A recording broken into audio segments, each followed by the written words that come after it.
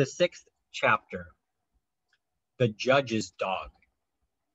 At first, there was a dead silence in the court. Then everybody began whispering or giggling at the same time, till the whole room sounded like a great hive of bees. Many people seemed to be shocked. Most of them were amused, and a few were angry. Presently, up sprang the nasty lawyer with the long nose. "I protest, Your Honor," he cried, waving his arms wildly to the judge. "I object. The dignity of this court is in peril. I protest." "I am the one to take care of the dignity of this court," said the judge. Then Mr. Jenkins got up again. If it hadn't been such a serious matter, it was almost like a Punch and Judy show. Somebody was always popping down and somebody else popping up.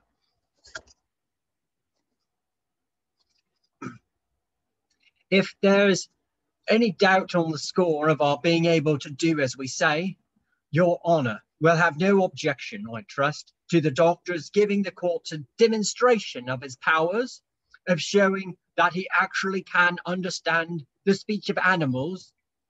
I thought I saw a twinkle of amusement come into the old judge's eyes as he sat considering a moment before he answered. "No," he said at last, "I don't think so." Then he turned to the doctor. "Are you quite sure you can do this?" he asked. "Quite, Your Honor," said the doctor. "Quite sure." "Very well, then," said the judge. "If you can satisfy us that you really are able to understand canine testimony, the dog shall be admitted as a witness. I do not see, in that case, how I could object to his being heard. But I warn you that if you are trying to make a laughing stock of this court, it will go hard with you." I protest, yelled the long-nosed prosecutor. "This is a scandal, an outrage to the bar." "Sit down," said the judge in a very stern voice. "What animal does Your Honor wish me to talk with?" asked the doctor. "I would like you to talk to my own dog," said the judge. "He is outside in the cloakroom. I will have him brought in, and then we shall see what you can do." Then someone went out and fetched the judge's dog, a lovely great Russian wolfhound with slender legs and a shaggy coat. He was a proud and beautiful creature. "Now, doctor," said the judge, "did you ever see this dog before? Remember, you are in the witness stand and under oath." "No, Your Honor, I never saw him before." "Very well, then. Will you please ask him to tell you what I had for supper last night? He was with me and watched me while I ate." Then the doctor and the dog started talking to one another in signs and sounds, and they kept at it for quite a long time. And the doctor began to giggle and get so interested that he seemed to forget all about the court and the judge and everything else. "What a time he takes," I heard a fat woman in front of me whispering. "He's only pretending. Of course he can't do it. Who ever heard of talking to a dog? He must think we're children." "Haven't you finished yet?" the judge asked the doctor. "It shouldn't take that long just to ask what I had for supper." "Oh, no, Your Honor," said the doctor. "The dog told me that long ago. But then he went on to tell me what you did after supper." "Never mind that," said the judge. "Tell me what answer he gave you to my question." "He says you had a mutton chop, 2 baked potatoes, a pickled walnut, and a glass of ale." The Honorable Eustace Beauchamp Conklin went white to the lips. "Sounds like witchcraft," he muttered. "I never dreamed." "And after your supper," the doctor went on, "he says you went to see a prize fight and then sat up playing cards for money till 12 o'clock and came home singing, 'We won't get—'" "That will do," the judge interrupted. "I am satisfied you can do as you say. The prisoner's dog shall be admitted as a witness." I protest, I object, screamed the prosecutor. Your Honor, this is— Sit down, roared the judge. I say the dog shall be heard. That ends the matter. Put the witness in the stand. And then, for the first time in the solemn history of England, a dog was put in the witness stand of His Majesty's Court of Assizes. And it was I, Tommy Stubbins, when the doctor made a sign to me across the room, who proudly led Bob up the aisle, through the astonished crowd, past frowning, spluttering, long-nosed prosecutor, and made him comfortable on a high chair in the witness box, from where the old bulldog sat scowling down over the rail upon the amazed and gaping jury.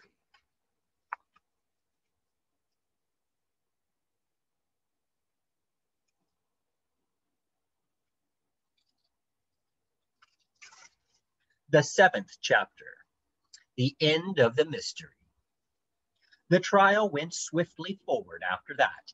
Mr. Jenkins told the doctor to ask Bob what he saw on the night of the 29th, and when Bob had told all he knew, and the doctor had turned it into English for the judge and the jury, this was what he had to say.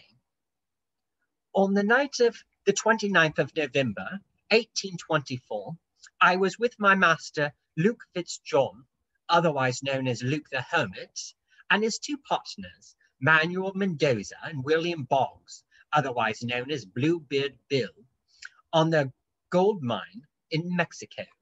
For a long time, these three men had been hunting for gold, and they had dug a deep hole in the ground. On the morning of the 29th, gold was discovered, lots of it, at the bottom of this hole. And all three, my master and his two partners, were very happy about it because now they would be rich. But Manuel Mendoza asked Bluebeard Bill to go for a walk with them. These two men I had always suspected of being bad. So when I noticed that they left my master behind, I followed them secretly to see what they were up to. And in a deep cave in the mountains, I heard them arrange together to kill Luke the Hermit so that they should get all the gold and he have none. At this point, the judge asked, Where is the witness Mendoza? Constable, see that he does not leave the court. But the wicked little man with the watery eyes had already sneaked out when no one was looking, and he was never seen in Puddleby again. Then, Bob's statement went on, I went to my master and tried very hard to make him understand that his partners were dangerous men, but it was no use. He did not understand dog language. So I did the next best thing. I never let him out of my sight, but stayed with him every moment of the day and night. Now the hole that they had made was so deep that to get down and up it, you had to go in a big bucket tied on the end of a rope. And the three men used to haul one another up and let one another down the mine in this way.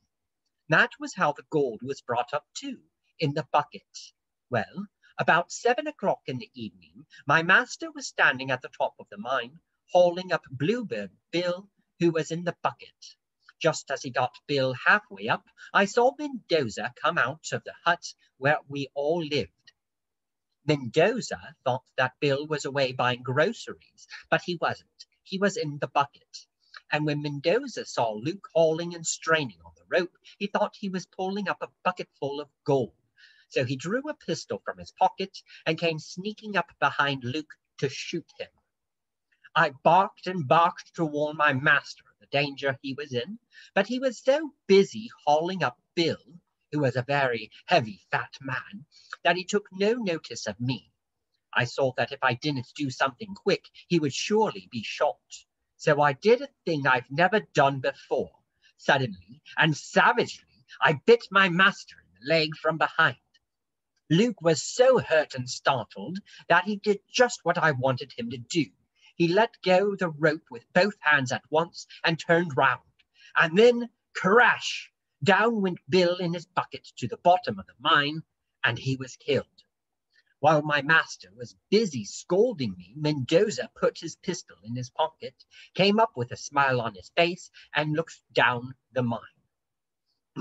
Why, good gracious, said he to Luke. You've killed Bluebird Bill. I must go and tell the police. Hoping, you see, to get the whole mine to himself when Luke should be put in prison. Then he jumped on his horse and galloped away.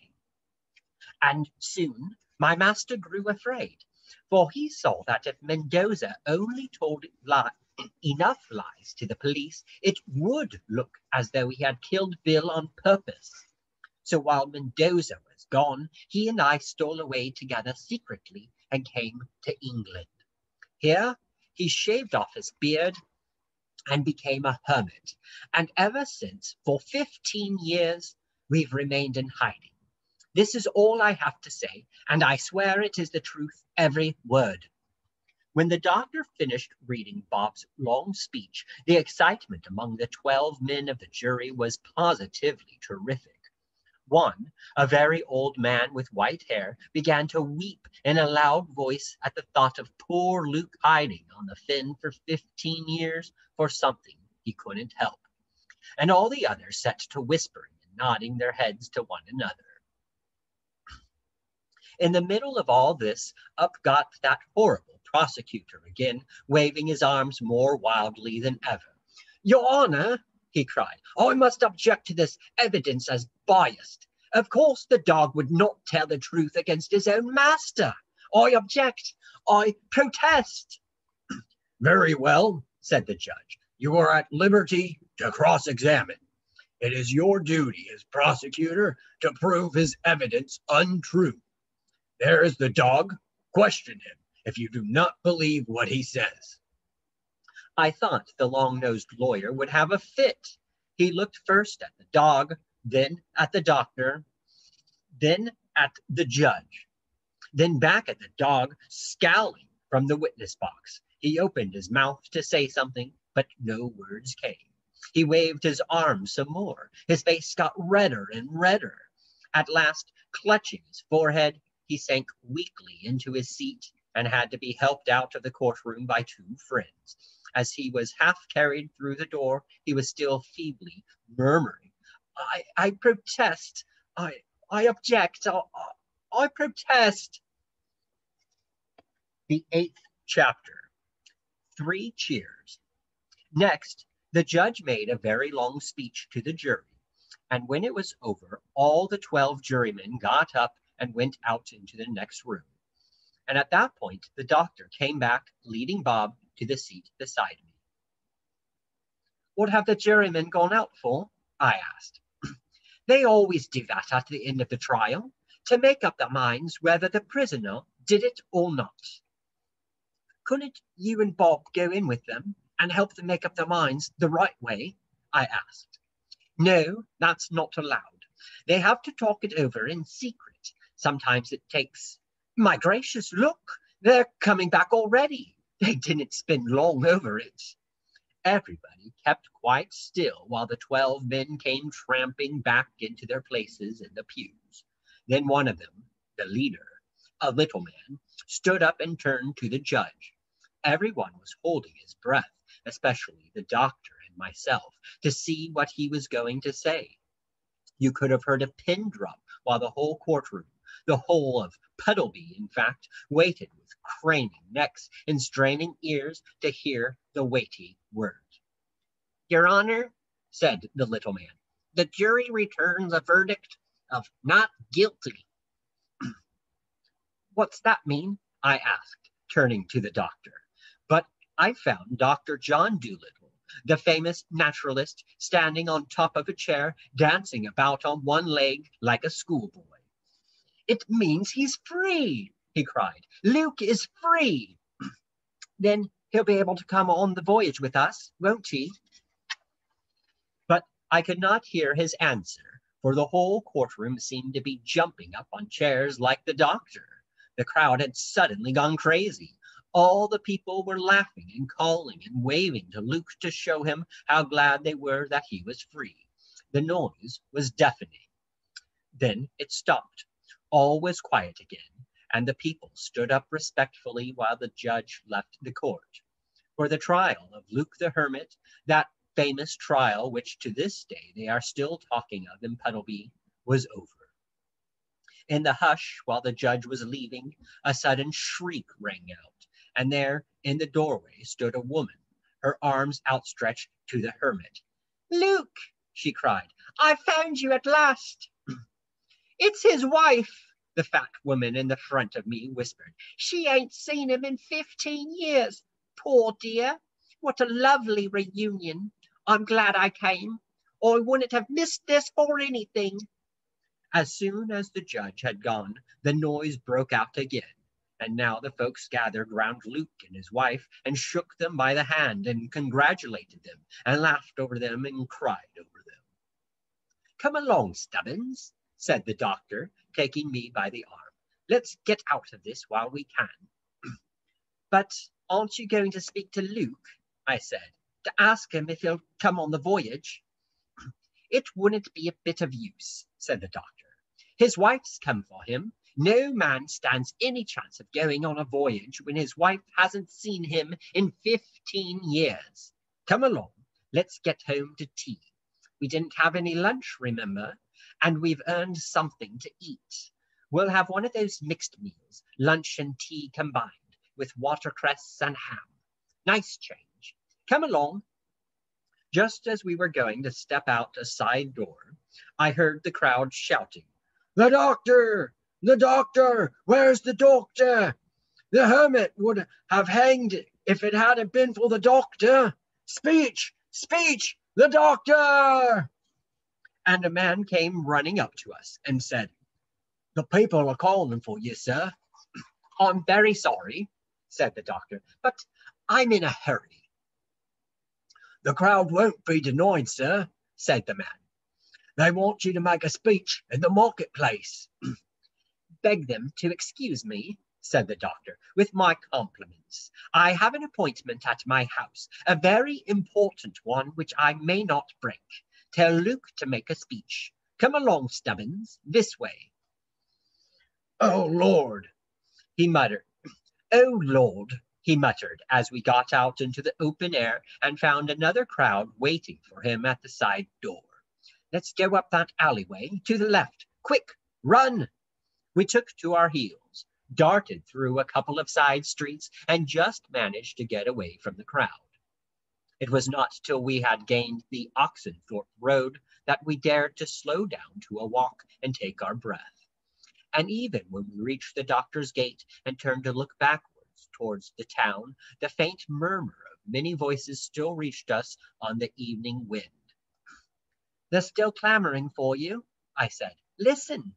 The murmur suddenly swelled up into a low, distant roar, and although it was a mile and a half away, you could distinctly hear the words, "3 cheers for Luke the Hermit! Hooray! 3 cheers for his dog! Hooray! 3 cheers for his wife! Hooray! 3 cheers for the doctor! Hooray! Hooray! Hooray!"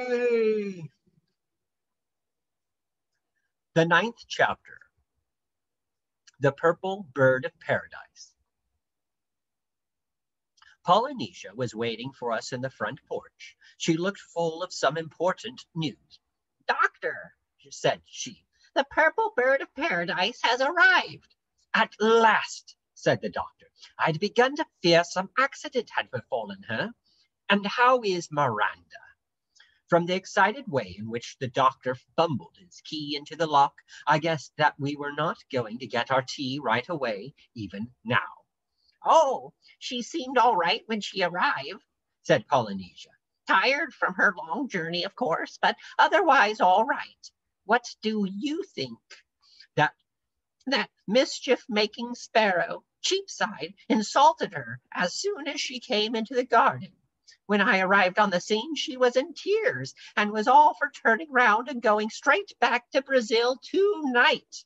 I had the hardest work persuading her to wait till you came. She's in the study. I shut Cheapside in one of your bookcases and told him I'd tell you exactly what had happened the moment you got home." The doctor frowned, then walked silently and quickly to the study. Here we found the candles lit, for the daylight was nearly gone. Dab-Dab was standing on the floor, mounting guard over one of the glass-fronted bookcases in which Cheapside had been imprisoned. The noisy little sparrow was still fluttering angrily behind the glass when we came in. In the center of the big table, perched on the inkstand, stood the most beautiful bird I had ever seen. She had a deep violet-colored breast, scarlet wings, and a long, long, sweeping tail of gold. She was unimaginably beautiful, but looked dreadfully tired. Already she had her head under her wing, and she swayed gently from side to side on top of the inkstand, like a bird that has flown long and far. "Shh," said Dab-Dab. "Miranda's asleep. I got this little imp Cheapside in here. Listen, doctor, for heaven's sake, send that sparrow away before he does any more mischief. He's nothing but a vulgar little nuisance. We've had a perfectly awful time trying to get Miranda to stay. Shall I serve your tea in here, or will you come into the kitchen when you're ready?"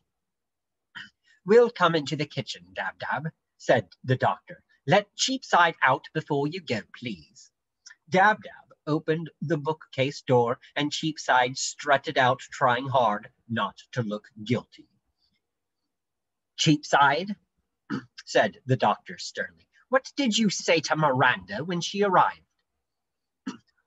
"Oh, didn't say nothing, Doc. Straight I didn't. That is, nothing much.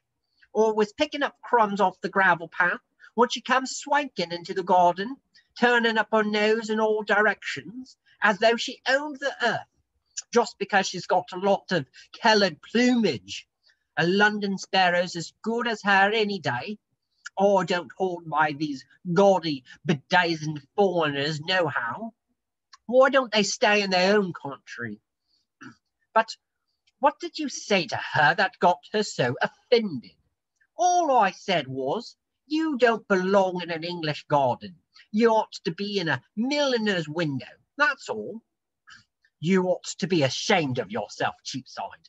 Don't you realize that this bird has come thousands of miles to see me, only to be insulted by your impertinent tongue as soon as she reaches my garden? What do you mean by it? If she had gone away again before I got back tonight, I would never have forgiven you.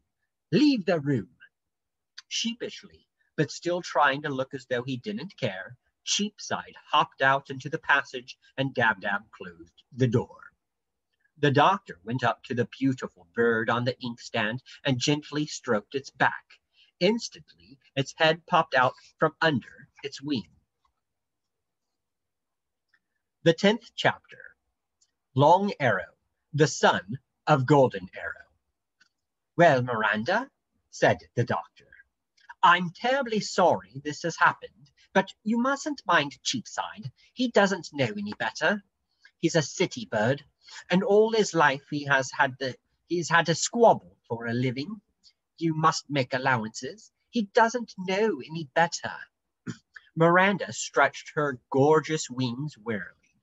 Now that I saw her awake and moving, I noticed what a superior, well-bred manner she had. There were tears in her eyes, and her beak was trembling.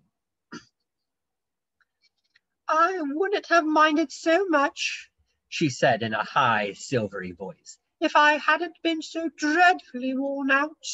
That and something else," she added beneath her breath. "Did you have a hard time getting here?" asked the doctor. "The worst passage I ever made," said Miranda. "The weather. Well, there, what's the use? I'm here anyway." "Tell me," said the doctor, as though he had been impatiently waiting to say something for a long time. "What did Long Arrow say when you gave him my message?" The purple bird of paradise hung her head. "That's the worst part of it," she said. "I might almost as well have not come at all. I wasn't able to deliver your message. I couldn't find him. Long Arrow, the son of Golden Arrow, has disappeared." "Disappeared?" cried the doctor. "Why, what's become of him?" "Nobody knows," Miranda answered. He had often disappeared before, as I've told you, so that the Indians didn't know where he was. But it's a mighty hard thing to hide away from the birds. I had always been able to come and find some fowl, some owl or martin who could tell me where he was, if I wanted to know, but not this time. That's why I'm nearly a fortnight late in coming to you. I kept hunting and hunting, asking everywhere. I went over the whole length and breadth of South America, but there wasn't a living thing could tell me where he was. There was a sad silence in the room after she had finished. The doctor was frowning in a peculiar sort of way, and Polynesia scratched her head. Did you ask the black parrots? Asked Polynesia. They usually know everything. Certainly I did, said Miranda. And I was so upset at not being able to find out anything that I forgot all about observing the weather signs before I started my flight here. I didn't even bother to break my journey at the Azores, but cut right across, making for the Straits of Gibraltar, as though it were June or July. And of course I ran into a perfectly frightful storm in mid-Atlantic. I really thought I'd never come through it. Luckily, I found a piece of a wrecked vessel floating in the sea after the storm had partly died down, and I roosted on it and took some sleep. If I hadn't been able to take that rest, I wouldn't be here to tell the tale. Poor Miranda! What a time you must have had, said the doctor. But tell me, were you able to find out whereabouts Long Arrow was last seen? Yes. A young albatross told me he had seen him on Spider Monkey Island. Spider Monkey Island? That's somewhere off the coast of Brazil, isn't it? Yes, that's it. Of course, I flew there right away and asked every bird on the island. But it is a big island, 100 miles long.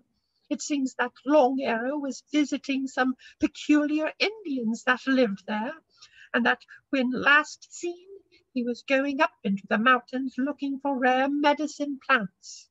I got that from a tame hawk, a pet which the chief of the Indians kept for hunting partridges with. I nearly got caught and put in a cage for my pains, too.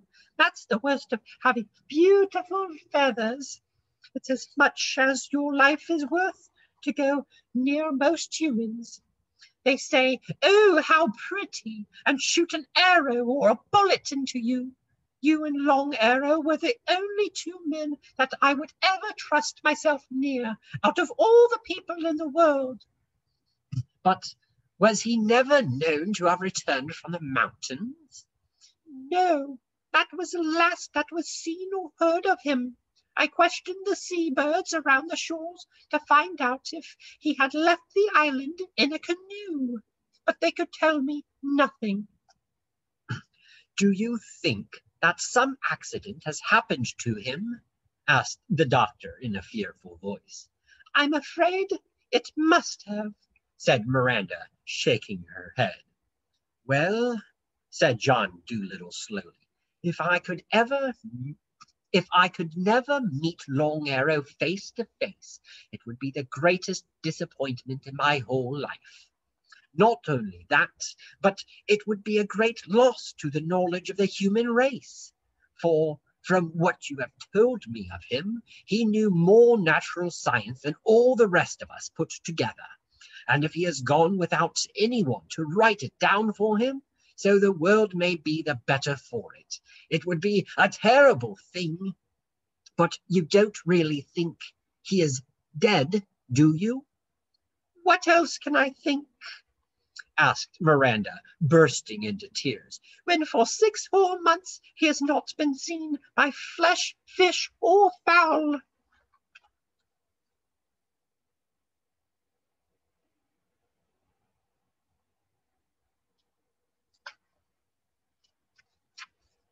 The 11th chapter, Blind Travel. This news about Long Arrow made us all very sad. and I could see from the silent, dreamy way the doctor took his tea that he was dreadfully upset. Every once in a while he would stop eating altogether and sit staring at the spots on the kitchen tablecloth as though his thoughts were far away, till Dab-Dab, who was watching to see that he got a good meal, would cough or rattle the pots in the sink.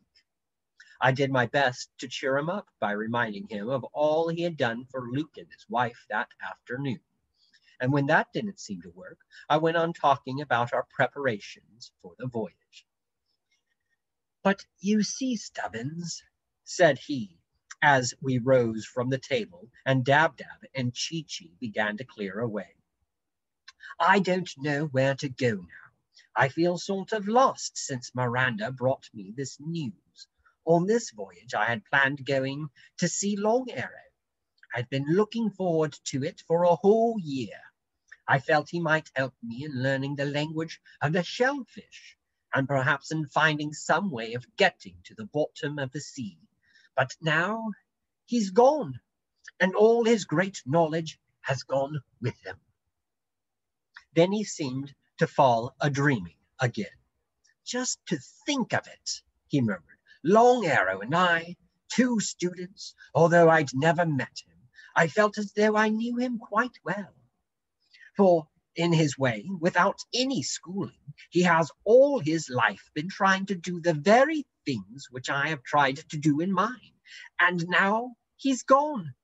A whole world lay between us, and only a bird knew us both." We went back into the study, where Jip brought the doctor his slippers and his pipe, and after the pipe was lit and the smoke began to fill the room, the old man seemed to cheer up a little. "But you will go on some voyage, Doctor, won't you?" I asked, "even if you can't go to find Long John?" "Even if you can't go to find Long Arrow." He looked up sharply into my face, and I suppose he saw how anxious I was, because he suddenly smiled his old boyish smile and said, "Yes, Stubbins, don't worry. We'll go. We mustn't stop working and learning, even if poor Long Arrow has disappeared. But where to go? That's the question. Where shall we go?" There were so many places that I wanted to go that I couldn't make up my mind right away. And while I was still thinking, the doctor sat up in his chair and said, "I tell you what we'll do, Stubbins. It's a game I used to play when I was young, before Sarah came to live with me. I used to call it blind travel. Whenever I wanted to go on a voyage and I couldn't make up my mind where to go, I would take the atlas and open it with my eyes shut. Next, I'd wave a pencil, still without looking, and stick it down on whatever page had fallen open. Then I'd open my eyes and look. It's a very exciting game, is blind travel, because you have to swear before you begin that you will go to the place the pencil touches, come that way. Shall we play it?" "Oh, let's," I almost yelled. "How thrilling. I hope it's China or Borneo or Baghdad." And in a moment, I had scrambled up the bookcase, dragged the big atlas from the top shelf, and laid it on the table before the doctor. I knew every page in that atlas by heart. How many days and nights I had lingered over its old faded maps, following the blue rivers from the mountains to the sea, wondering what the little towns really looked like, and how wide were the sprawling lakes. I had had a lot of fun with that atlas, traveling, in my mind, all over the world. I can see it now. The first page had no map. It just told you that it was printed in Edinburgh in 1808, and a whole lot more about the book. The next page was the solar system, showing the suns and planets, the stars, and the moon. The third page was the chart of the North and South poles. Then came the hemispheres, the oceans, the continents, and the countries. As the doctor began sharpening his pencil, a thought came to me. "What if the pencil falls upon the North Pole?" I asked. "Will we have to go there?" "No. The rules of the game say you don't have to go any place you've been to before. You are allowed another try. I've been to the North Pole, he ended quietly, so we shan't have to go there.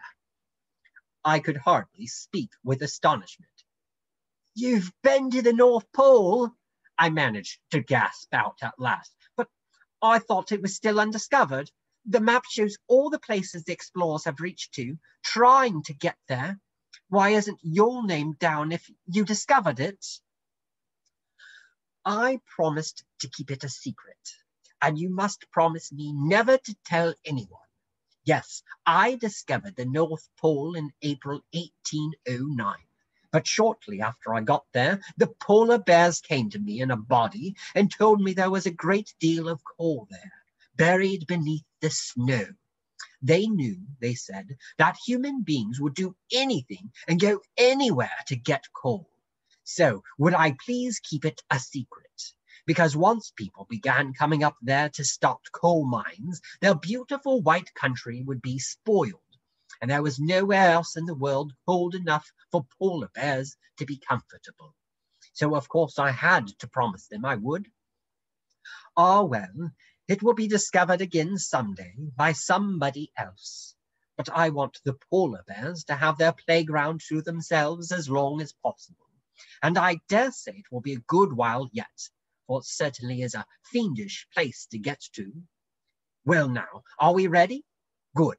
Take the pencil and stand here close to the table. When the book falls open, wave the pencil around 3 times and jab it down. Ready? All right. Shut your eyes. It was a tense and fearful moment, but very thrilling. We both had our eyes shut tight. I heard the atlas fall open with a bang. I wondered what page it was, England or Asia. If it should be the map of Asia, so much would depend on where the pencil would land. I waved 3 times in a circle. Then I began to lower my hand. The pencil point touched the page. All right, I called out. It's done.